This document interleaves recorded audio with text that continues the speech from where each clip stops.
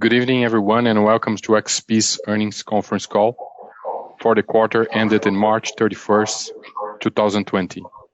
I am Carlos Azar, Head of Investor Relations, and I really hope that you are well and safe. Joining me today for the call are Mr. Guilherme Benchimol, Founder and CEO, and Bruno Constantino, CFO. We will be available for today's Q&A session, and you can send your questions in the Q&A tool that you can find in your screen. Let me highlight that our first quarter earnings release and presentation are available on the Investor Relations website. I'd like to remind that certain statements in these presentations and during the Q&A may relate to future events and expectations, and as such constitute in forward-looking statements within the meaning of the Private Securities Litigation Reform Act of 1995. Actual results may differ materially from these forward-looking statements. Information concerning factors that could cause actual results to differ from forward-looking statements is contained in our reports filed with SEC. Now, I will turn the conference call over Mr. Guilherme Benchimol, who will deliver some opening remarks starting on slide 5 of the presentation.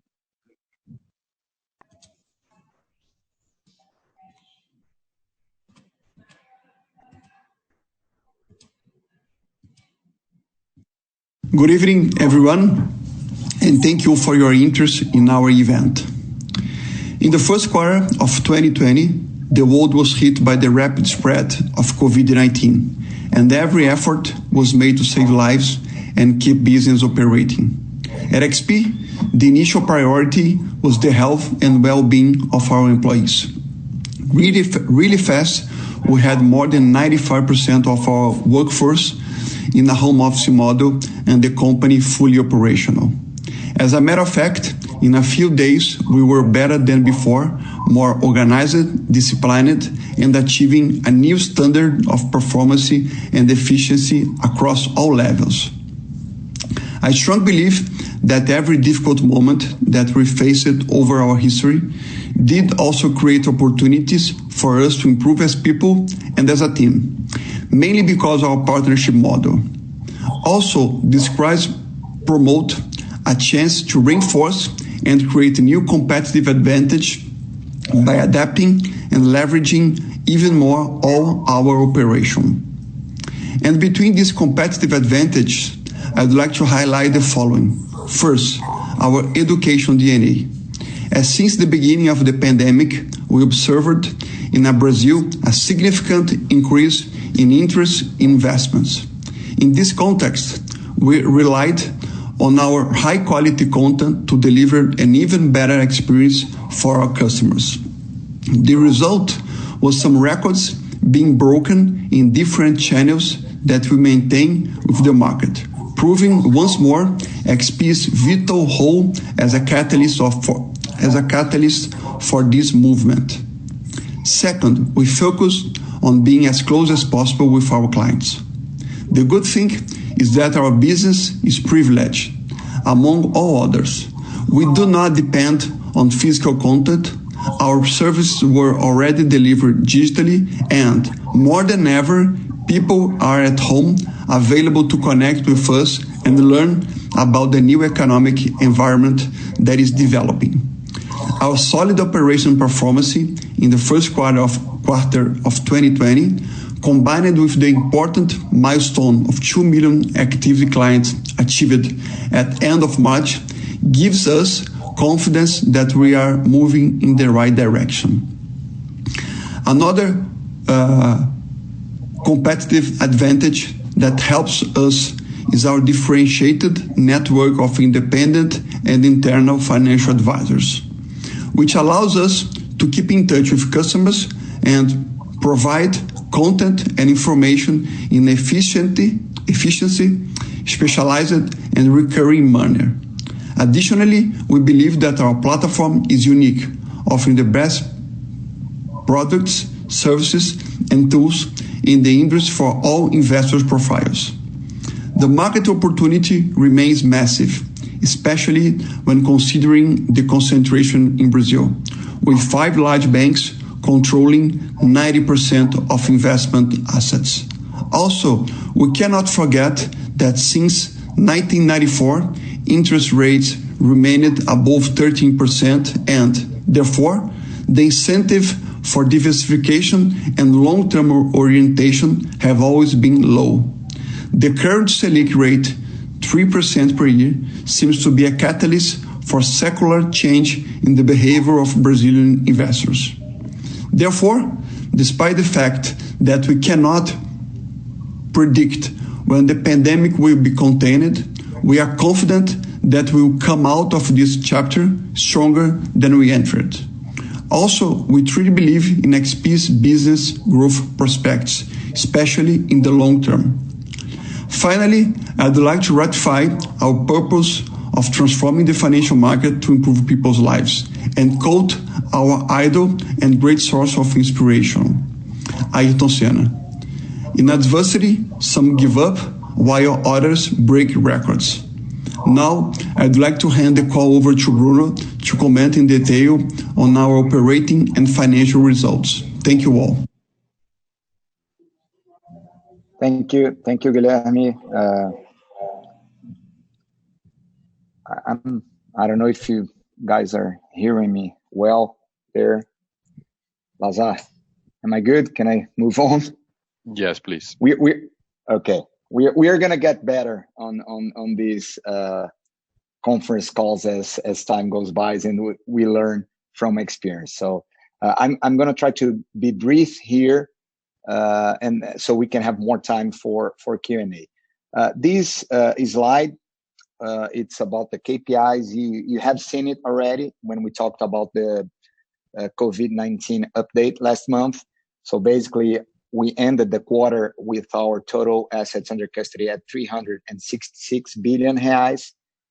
We had a healthy pace of net inflow during the quarter, approximately 12 billion reais per month, a little bit above the pace we have experienced in the fourth quarter 19.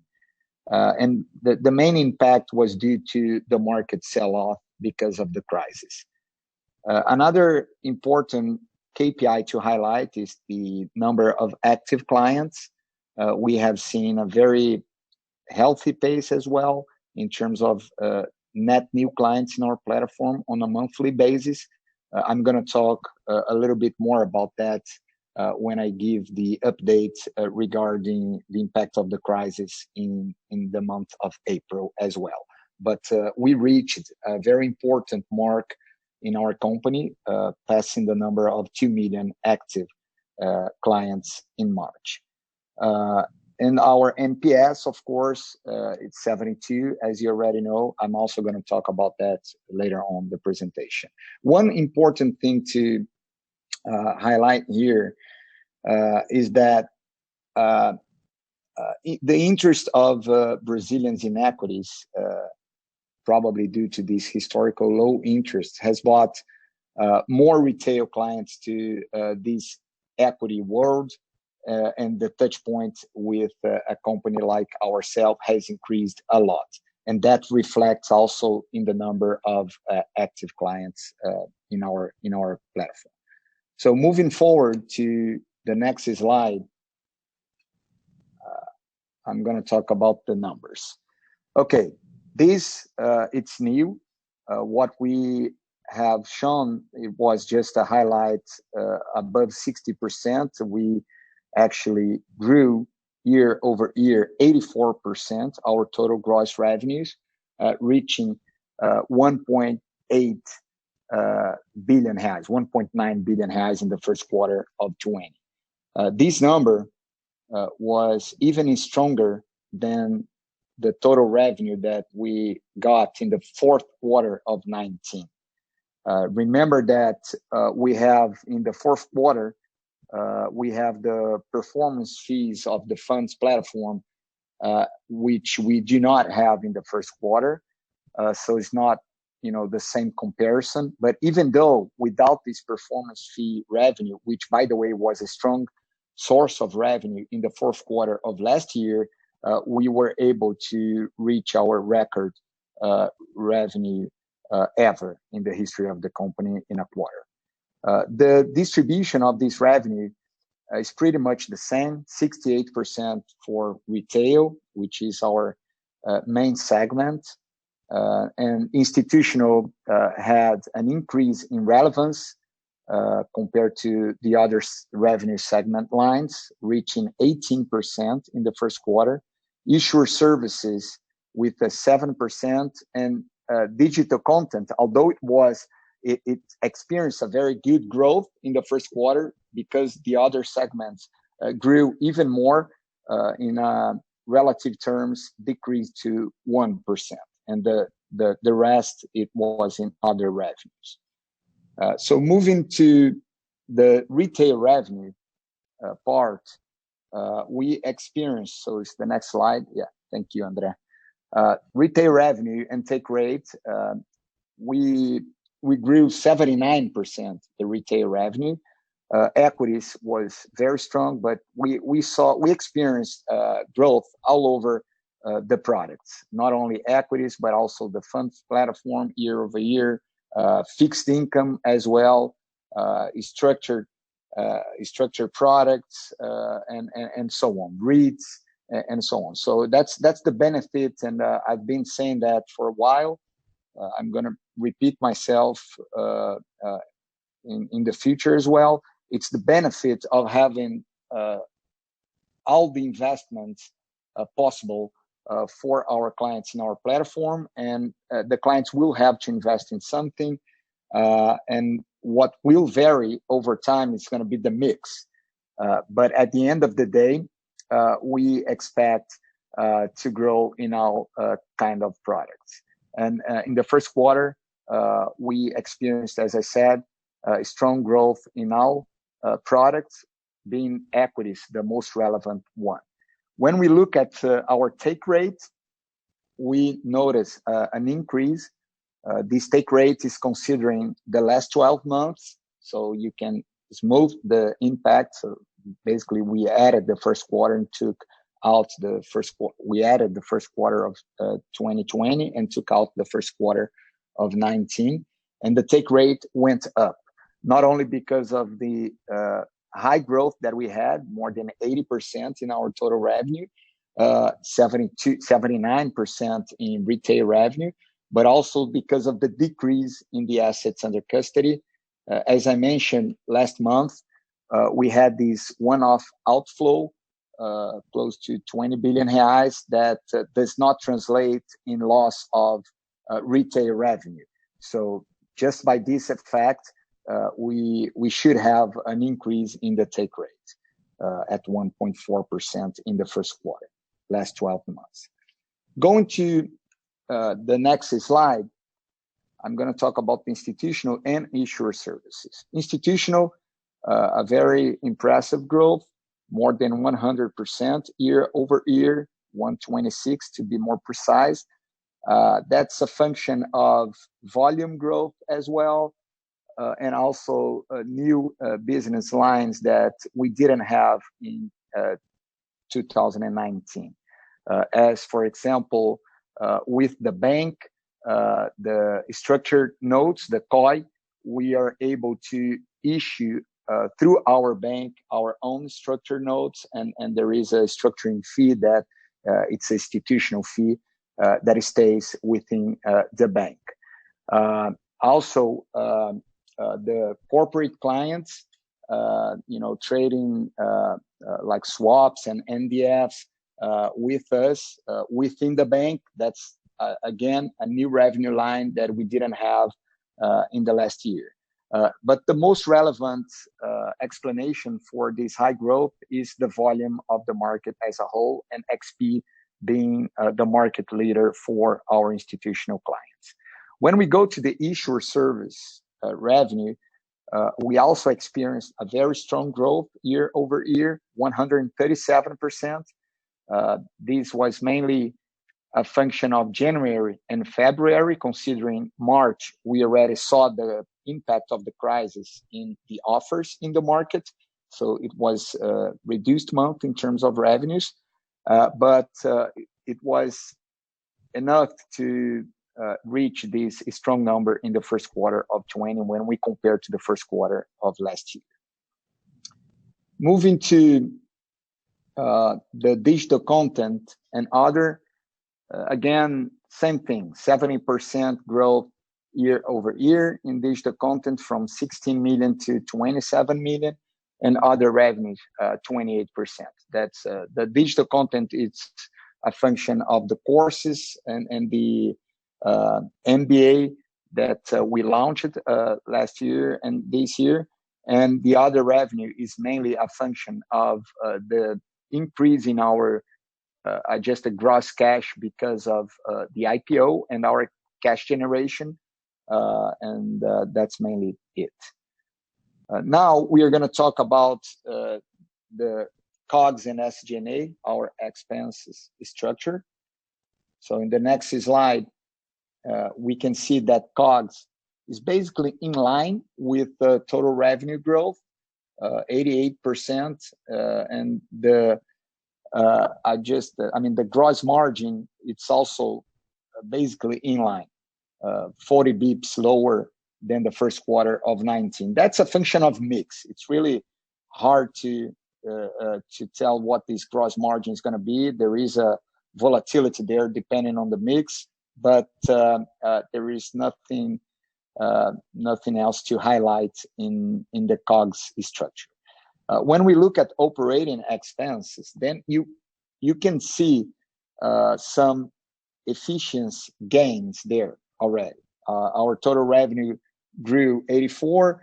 The operating expenses grew 62%, despite XP has invested a lot in people through our squads. We are still hiring despite the crisis, and we have a roadmap to, as you know, launch new products for our clients still this year.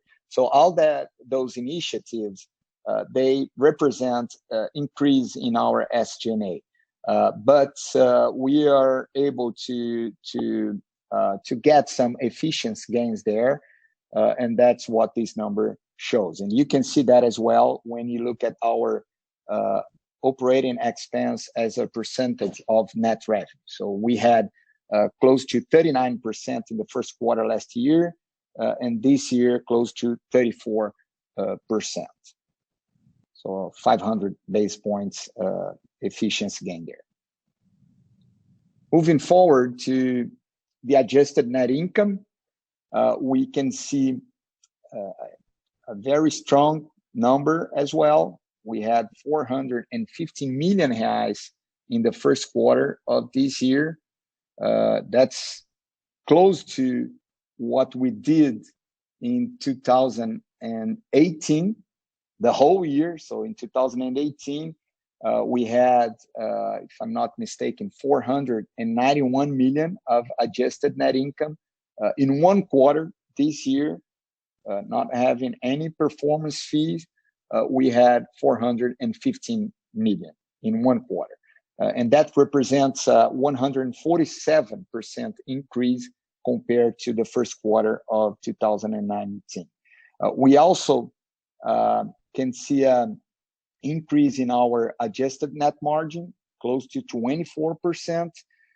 That's a function of everything I said. It's a function of the growth in revenues across all segment lines, the operating efficiency gains that we got in our cost structures, and also a lower effective tax rate that we had in the first quarter of this year.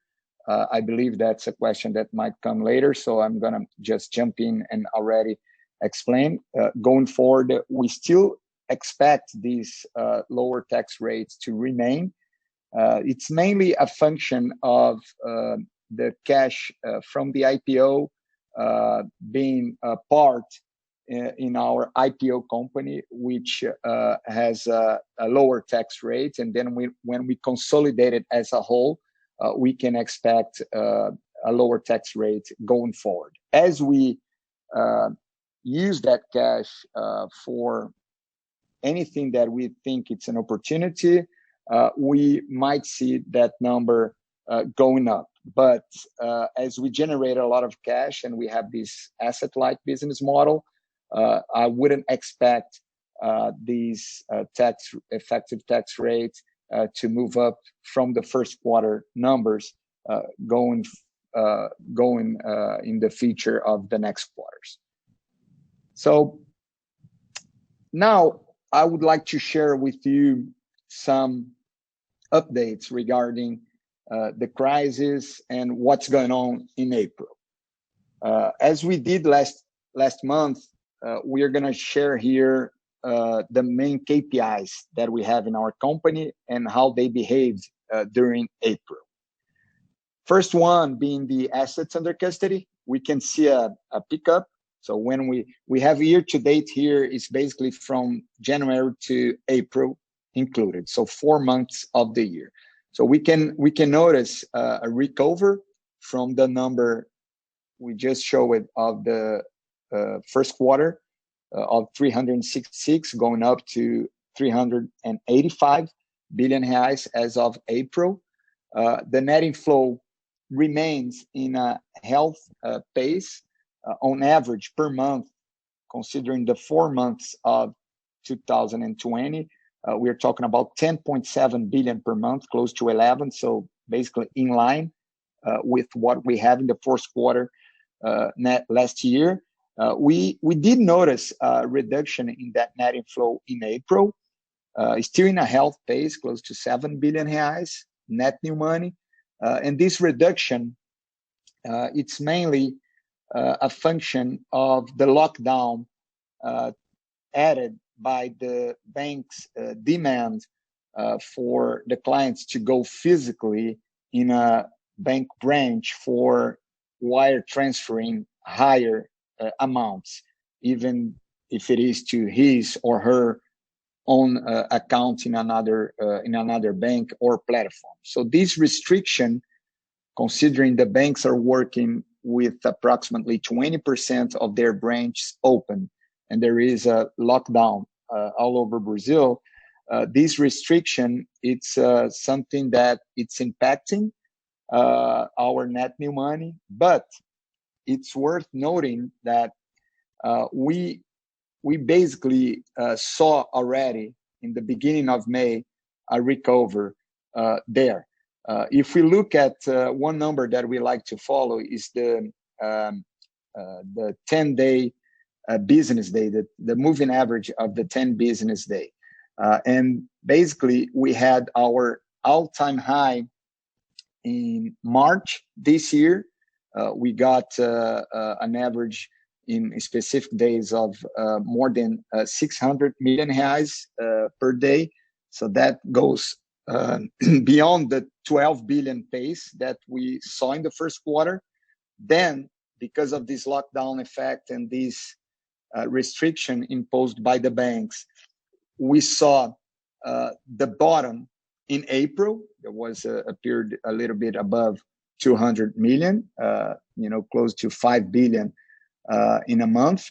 And then we had the 7 billion in April. And then when we go to May, we can see a recover, and this number is north of 400 million. So it's hard to tell about what's going on in the future, but the key message here is, in the short term, we might see in the second quarter a lower pace, although a very healthy one in terms of net new money because of these restrictions. But going forward, we understand it's a blip that will come. The money will come. We have clients, because of the restrictions, doing everyday wire transfers. Others are waiting for the restriction just to leave the table. So I think the important message here is that we are confident every real that has not come to our platform because of those restrictions will come as soon as those restrictions go away. Moving to the next slide. So active clients. Active clients, another good surprise that we have in our platform. The number, it's been strong month after month.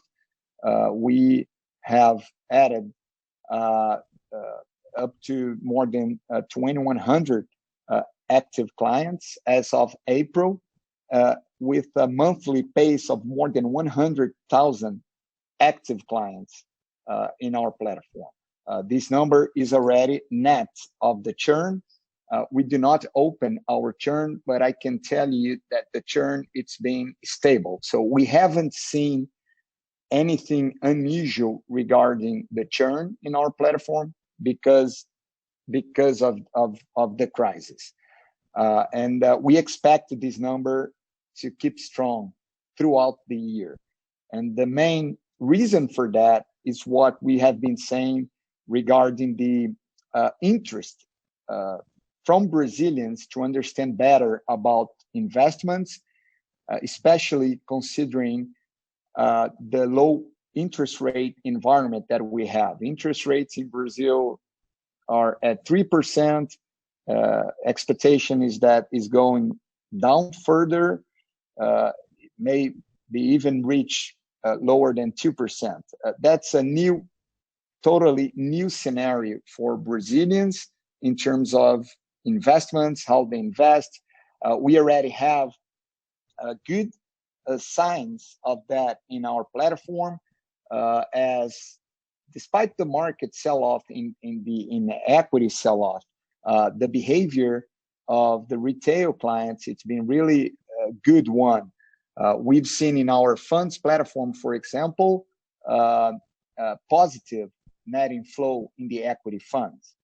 It's still a lower portion.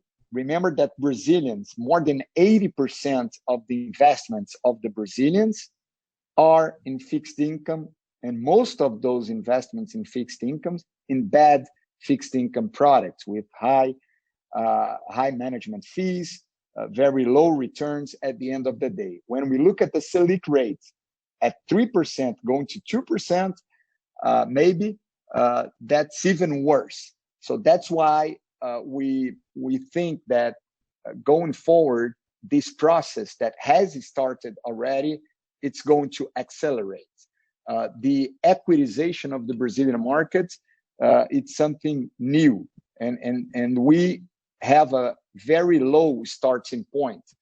We talked about that in our roadshow during the IPO. We said, look, Brazil has less than 1.5 million people in the stock market.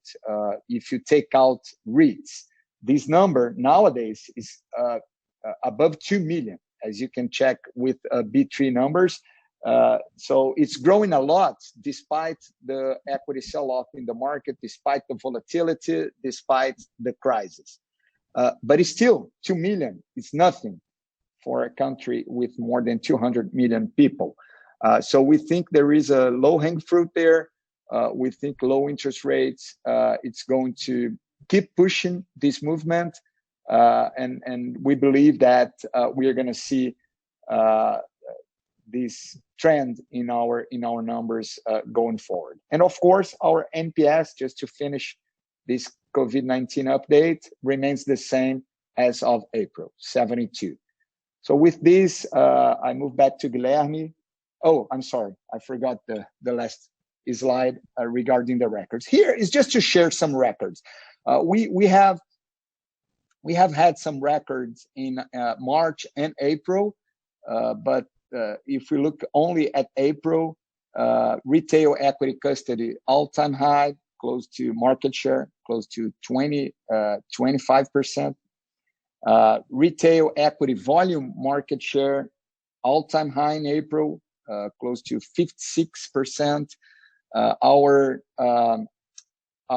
retail research platform audience reached 1.6 million unique visitors in one single month, and our organic social media leads also reached 1 million. So all strong numbers, records, very good month in our way of speaking. And the rankings, number one in retail equity, custody, volume, and derivatives. That's nothing new here. And just that to say that we were very honored to get for the second consecutive time this award of the best investment advisory company by São Paulo residents. We are really honored about that, and we hope to keep deserving that recognition going forward. We're going to keep working hard for that. So with that, I turn back to Guilherme, I believe, for the closing remarks, and then we go for the Q&A session. On the last slide, number 19, we reinforce the attractive long-term prospects of our business, which we consider unchanged despite the severe crisis that we are facing right now. XP Inc. is well positioned and will continue its mission to transform the financial markets in Brazil. Number one, firstly, as I mentioned in the beginning, the investment markets in Brazil remains very large and concentrated, with over 8 trillion reais in investable assets, of which 90% are still with the 5 incumbent banks. The low interest rates in Brazil are positive tailwind for disruptive and client-centric business such as XP, which benefits from increasing demand for financial education and more sophisticated assets. Moving to XP's tech-enabled platform and broad range of products and services with the AFA and direct channels, as well as our digital content initiatives, forming a complete and self-reinforcing ecosystem. In this sense, we recently launched XP Wealth Services, and we will not stop. Between the new initiatives, we are particularly enthusiastic about the evolution of our payment project. It will enable us, still in 2020, to offer a complete banking solution which will allow customers to cut ties with banks and concentrated 100% of their investment with XP. Number 3, then, we highlight our mission-driven culture and strong purpose as key competitive advantage, especially in challenging times.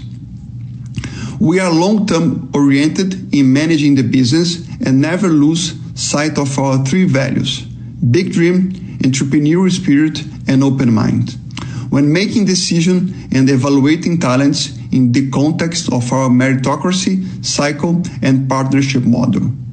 4, finally, we highlight our strong balance sheet position with more than 8 billion reais in cash, providing a vital war chest to navigate through the crisis and exploit growth opportunities.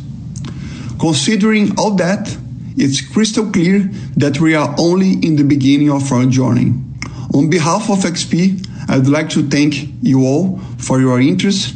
Now we will open the call up for the Q&A session.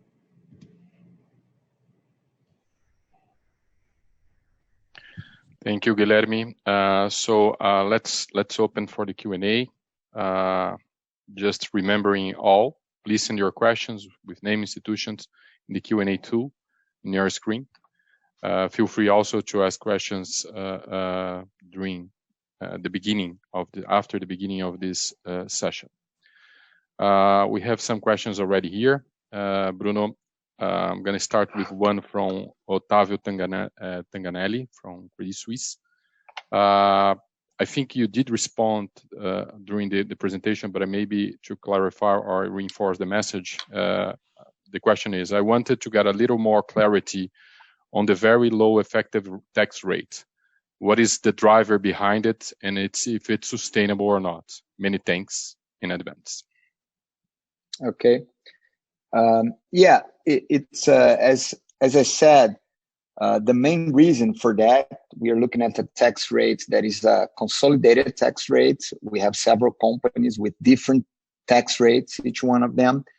And as we had the proceeds of the IPO at XP Inc., which is the IPO company incorporated in Cayman, and most of the proceeds is invested through that entity. when we consolidated the tax rate, we have this lower effect, the lower tax rate as a whole.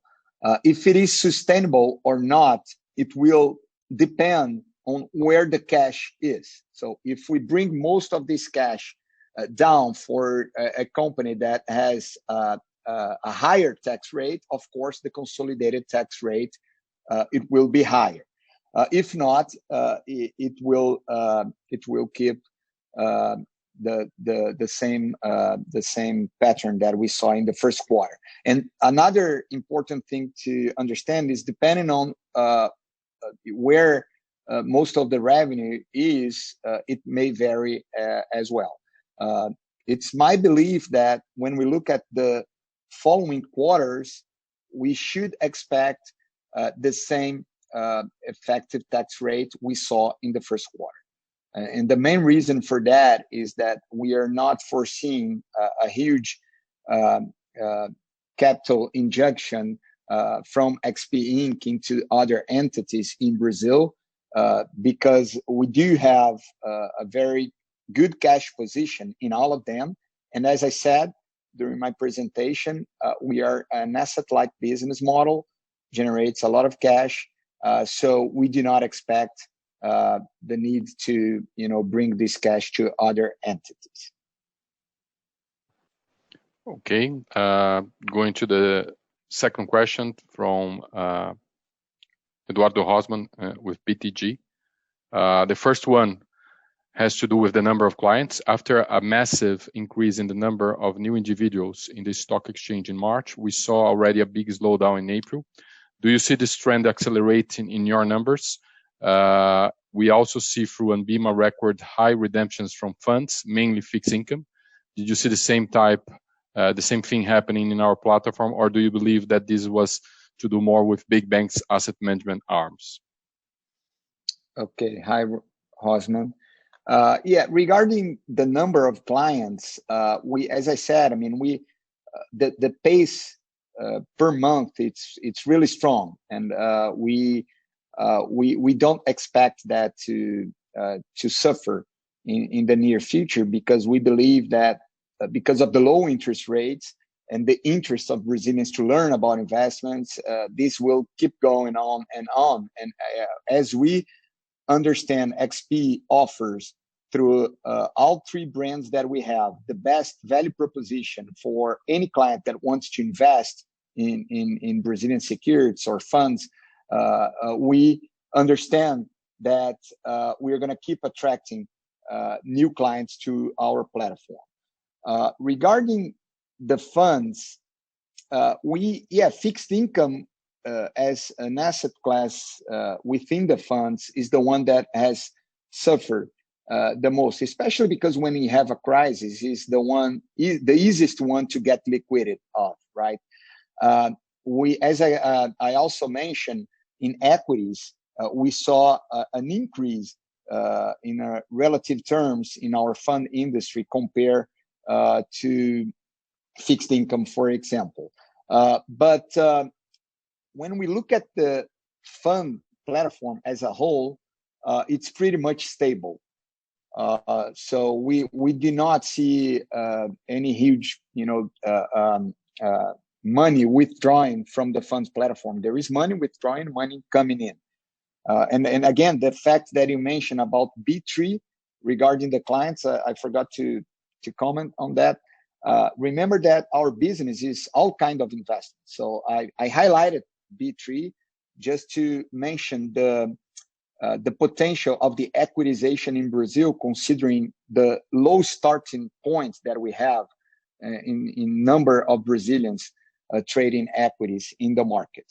But that's one thing. We also have fixed income. We also have the structured notes. We also have the funds platform, and so on. So I believe it's, the whole investment scenario, it's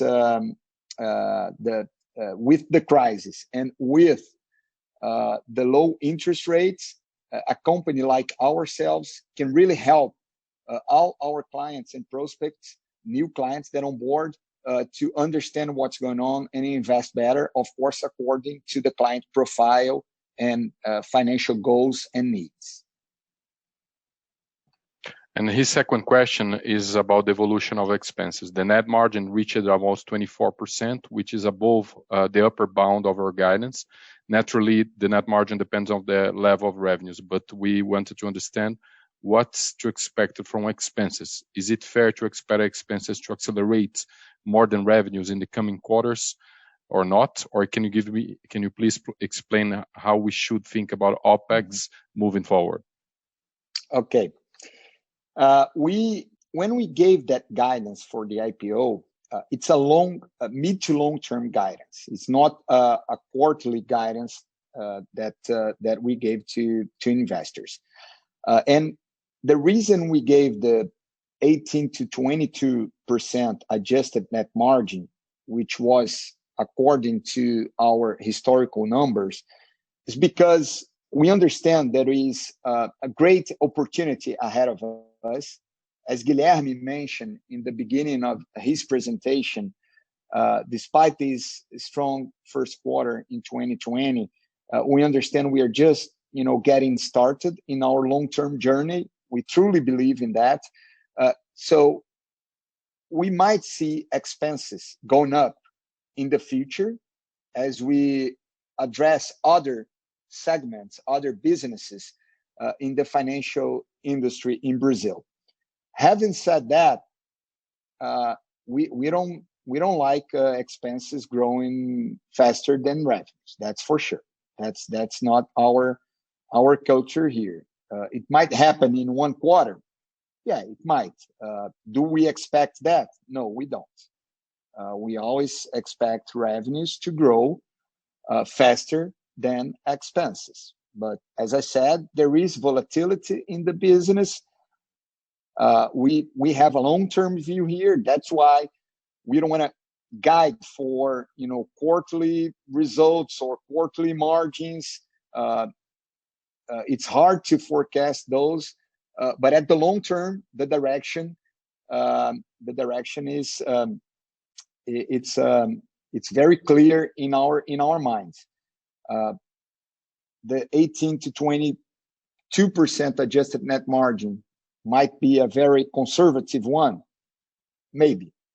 If we believe so, we adjust the guidance as we move forward. But as it is a mid to long term guidance, we are going to leave the way it is.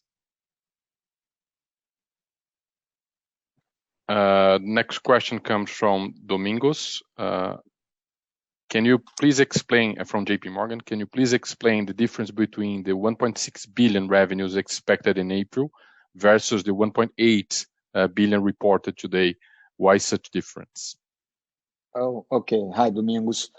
Yeah, maybe that was a miscommunication from my part. When I presented the update of the COVID, what we said there was that the total revenue would grow above 60%. We didn't have the financials yet. We were on the conservative side that we knew would be north 60%. We didn't say, I don't remember me saying that it would be 60% revenue growth. But we should have put a range there to guide better that number. And yes, the 84, so there is nothing to explain there comparing the 84 to the 60% because they are not comparables. 84, it is above 60%, and that's what we said in our last quarter, in the last month. I'm sorry, but yeah, it was a strong growth in total revenues, and as I said, across all segments. But equities being a relevant one, but also fixed income, a very relevant one as well, and all segment lines. So a very good quarter. Thank you. In the same line, Mariana Tadeu from UBS. Good evening. Congrats on the results. And retail take rate positively surprised in the quarter due to high trading volumes. What can we expected going forward as equity volumes normalize, and then we probably should not have contributions from performance fees in 2020? and lower contribution from securities distribution as well? Thanks. Yeah. I mean, I don't know. Again, it's hard to answer that, Mariana, because take rate is a function of so many variables that it's hard to say if it's going even upper, it's going to stay stable, or go down. This take rate that we saw, there is a component of performance fee there because it's last 12 months. So it gets the performance fees of the second quarter 19 and fourth quarter 19. And also it gets the offers of 3 quarters in 19 and 2 months basically in 20. If we take that out of the equation, you can say that, yeah, for that specific fact, take rate should go down. But on the other hand, you have a higher assets under custody on average this year than we had last year. We have many more clients in our platform this year than we had last year. And even if you consider that the trading part is going to reduce or normalize, at what level will normalize? And people will have to invest in something.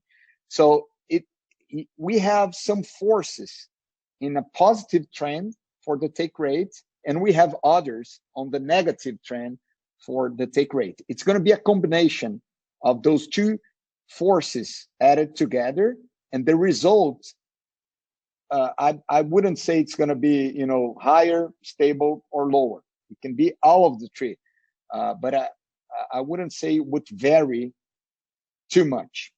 That's I don't know if that was helpful, but that's what I can say. Thank you. From Philip Salomon from Citibank. I understand that there are a lot of moving parts, but it's the same question again of the revenue yield during the 2004 full year. And also, could you please let us know the issuer services business has already resumed the origination of primary offerings? Thank you. Okay, Salomon. Yeah, for the year again, we had this 1.4. As I answered Mariana, it will depend a lot if the number of clients, all the products, and the growth of other business that we have compensate for the loss of performance fees and no offers, if we don't have any offers. Okay, so it's going to be a function of those things.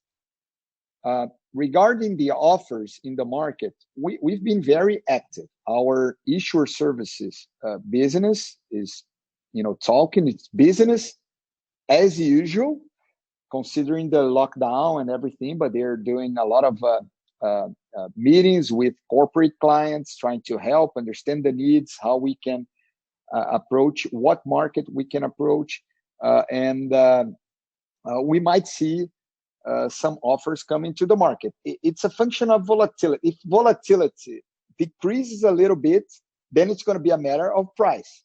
And it's a new price because it's a new market, a new scenario than before the crisis.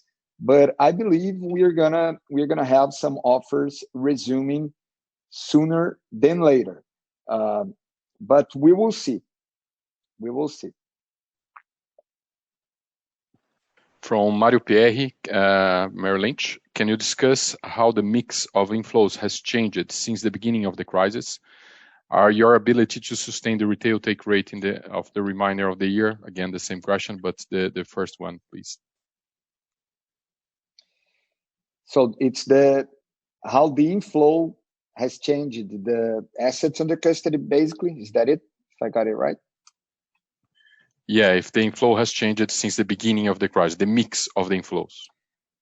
No, as I said, more for equities at the beginning. Some retail clients trying to benefit from the sell-off that we had in the market when the crisis started. Then we had the fixed income providing also opportunities and other clients trying to benefit. If I can give you like the breakdown as a whole, when we look at March and compared to April, for example, remember that we have these three big buckets, right? Fixed income in our AUC, fixed income, equities, and the funds platform. Fixed income, it's pretty much stable from March to April. When we look at fourth quarter, we saw an increase in fixed income from lower than 1/4 to above 1/4 of our custody. In equities, we noticed a drop, and of course, because of the drop down in the market. So the market to market by itself does the job. We had close to 30% in December. In March, we were down to 23% approximately, and in April it went up by 200 basis points approximately. And the fund platform is pretty much stable, around 1/3, 30%, between 30% and 1/3 of the AUC. So my answer is no big movement there regarding asset class as a whole. Okay. Tito Labarta from Goldman Sachs. Do you think the entire decline in net flows of around 4 billion in April is related to the lockdown, or what would the inflow be if there weren't for the lockdown? No, so hi Tito. So it was not 4 billion. Okay, we had 7 billion in April by itself, and it's lower than the 12 billion pace that on average we had in the first quarter. And yes, it's basically a function of the lockdown. We can tell that when we look at the number of wire transfers that we had before the lockdown and the one we have now after the lockdown.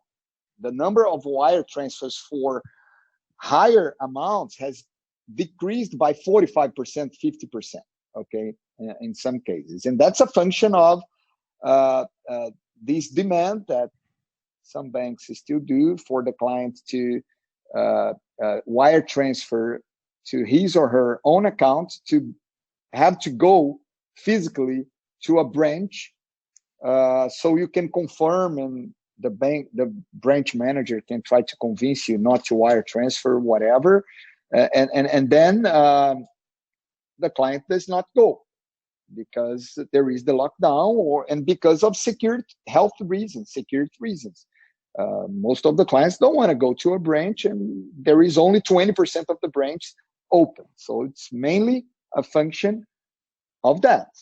As soon as we have two ways here, either the lockdown is over or the wire transfers are allowed, because at the end of the day, for security reasons, it shouldn't be a problem for anyone, because you're transferring your own money to your own account. It's the same account. And as soon as the digital system of the banks allow the clients to do it electronically, which should be the case, then we expect to resume the same pace that we had in the first quarter. But the 4 billion that you might have confused there is when I saw that the bottom on a daily average, if we put on a monthly, if we take the worst daily average, we have every day positive net inflow in our platform. The lowest daily average happened in April. The highest daily average happened in March. So we were the highest one in March, then the lowest one in April. And that was exactly the lockdown. And we can see that because of the reduction in the wire transfer for higher amounts. Questions here from Niha Agarwala and Nico Tronco is very similar. Can you please provide some color on your initiatives in payment and banking segment. What products are you looking, and what is the timeline that we can expect it for those? Yeah, we are looking at, as Guilherme said as well, we want to cut completely the link of our clients with the banks. To do that, we need to offer other products, and the payment products are a need for everybody. So we are talking about a digital bank account. We are talking about being able to pay our bills, so payments in our apps and systems platform, and also we are talking about credit card, and that comes the partnership with Visa, and they are all going in parallel because we need to launch everything together. We have been saying that we are going to launch everything this year. We do not want to give you a precise month of the year. We want to have the flexibility. As soon as we launch for the public, everyone will know for sure. What I can tell you is that we've been working very, very hard to speed up the process. In terms of the credit card with Visa, for example, we already have more than 30 people working on it in our squads. We are hiring more people, and things are evolving really well. It's moving faster than our initial plan. Okay, that's what I can tell you. We already have some beta tests, so hopefully it's going to be sooner than later. Hopefully, but in this year. Okay. Bruno, Yeah. Go ahead, Guilherme. It's important to mention that we had already launched the loan to anticipate the quote of the funds, and we are charging the best interest rate ever in Brazil. We are charging just the CDI, just the interest rate in Brazil, if you want to anticipate your quote. So it's something that is the Resgate Express and Limite Express. It's if you redeem your funds, we can provide you credit at the lower spreads in the market already. It's up and running, and it's working. And despite the market volatility, we didn't have any NPL there. Of course, our credit portfolio is still small because we have just started this business, but is ramping up really well. And the same thing with Limite Express, that is just the margin loan in Brazil. It's also up and running, working. If you're a client of XP and you want to get our margin loans, we're going to be more than happy to quote and give you a price and get your investments with us as a collateral. And give you the money to do whatever you want, to reinvest, to buy a house, whatever you want. We are ready to offer you that. And that's another interesting point, because this product, basically, it's very common for US or European investors.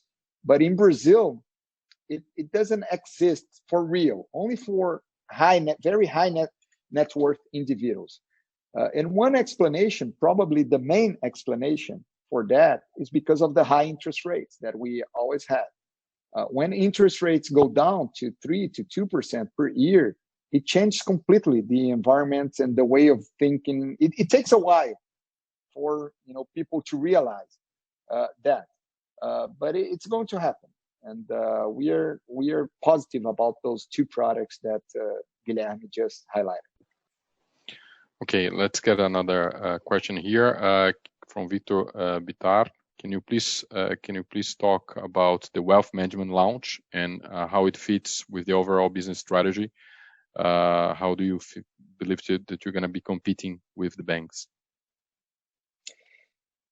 The wealth management, yeah, Victor. Yes. The wealth service business, the one that we launched, we launched and we announced last month. That's again think about XP as a complete ecosystem and platform when you think about investments. So when you think about investments, either you want to have IFA to help you with your investments. You want to have an internal advisor from XP. You want to do everything yourself, totally digital, and that's it. Any way you want to invest, or you want to have another advisor, like a private banker that has his or her own business and wants to plug in our ecosystem, and then you, instead of paying rebates from the investments you do, you want to pay a specific amount based on your assets, total investments that you have. We have all kinds of business models, because we understand people are different. People have different needs and different way of thinking in terms of investment. So either way, what you think it's better for you, we're going to be able to serve you the best way we can, and we're going to work hard to be the best alternative in the market in all segments. The wealth services business, it's one more business that we understand we can disrupt this private banking business as we did with the IFAs. We also, considering I'm talking about that, we also, there was news on the newspapers in Brazil, we are innovating with global funds. We just closed this partnership with Wellington. We have their funds in our platform for Brazilians to invest abroad Brazil, and being able to reach an investor, an asset management company with more than $1 trillion of total assets. So that's something that we are providing even more products, good products for our clients. We already have more, only in that specific segment, we have more than 3 billion reais, just new. I'm talking about international products in our platform. And we believe it's, the size of this industry, it's huge, it's massive, and it's something that Brazilians are tasting right now. The very high net worth individuals, maybe those already were able to invest, but the broader investors in Brazil, they are not used to, and they're getting used to with the low interest rates. So all of that added together, it's what we believe to be a powerful ecosystem when we think and talk about investments, either in Brazil or globally speaking. One final question here, a special one even from a client, Ricardo Alexandre. What are the main risks that you see that can change or impact the results forecasts for 2020? The main risks, our risks, we think about risks all the time. It's part of our job. One risk that we are always thinking about is how to improve our platform, because as you look at the number of clients that we have and the pace we've been growing, and also with the volatility in the market and all the activity in the market growing exponentially as well, when you add all of those things, we need to accelerate the pace of improvements in our platform. That's a must. We already have and had this mindset, and we had a roadmap for 2020. And what the crisis did is it made us anticipate. We established this group in technology that worked 24/7. They are still working to make all the improvements. The good thing about it is that now our platform is the capacity that our platform can hold with all the clients' growth and trading together and accessing market data together is a number that we expected to reach by the end of this year with all the improvements. So we anticipated a lot. We were able to do that because we have these fantastic employees that are committed with our purpose. So the company, the way people donate themselves to make things better for our clients, it's really something else. And we had the proof during the crisis with that. But that's still a worry. So talking about risks, we keep looking at that on a daily basis, basically. Thinking another risks, again, in terms of results, we can have volatility because the product mix can shift from one quarter to another, depending on the macro scenario, the macro environment. That is something that can harm or benefit in the short term the results.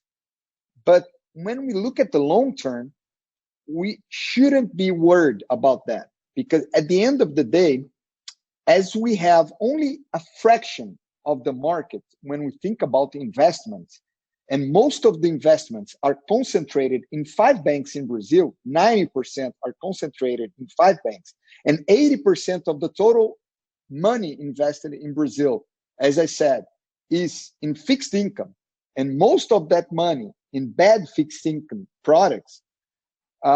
We believe that we are going to keep attracting clients and netting money to our platform because our value proposition is much, much better for the client. It's a win-win situation here. So the mix might shift, but in the long run, we don't see that as a problem because people will have to invest in something, either a fixed income product, fund, equities, a structured note, diversified, gold, abroad, international portfolio managers, whatever. We have everything in our platform to offer our clients. I don't know if there is something. Okay, that's perfect. Thank you, Bruno. Well, with that, I'm gonna go back for the presentation. I'm gonna conclude this part, this Q&A session. So, André, if you can please go for the presentation once again for us to conclude the conference call. Thank you. Thank you. Thank you very much, Lazar. And thank you all for all the questions.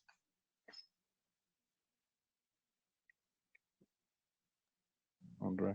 Okay.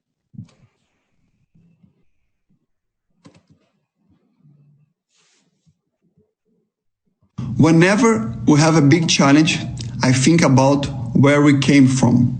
Starting a company from scratch with no money or support from anyone, strengthened as human beings and as entrepreneurs. We know that nothing resists determination, humbleness, resilience, and long-term view. Crises are always a challenge, but they were meant to be overcome. Our team is more committed and motivated than ever, and I'm convinced that we will leave this moment even stronger. Thanks again.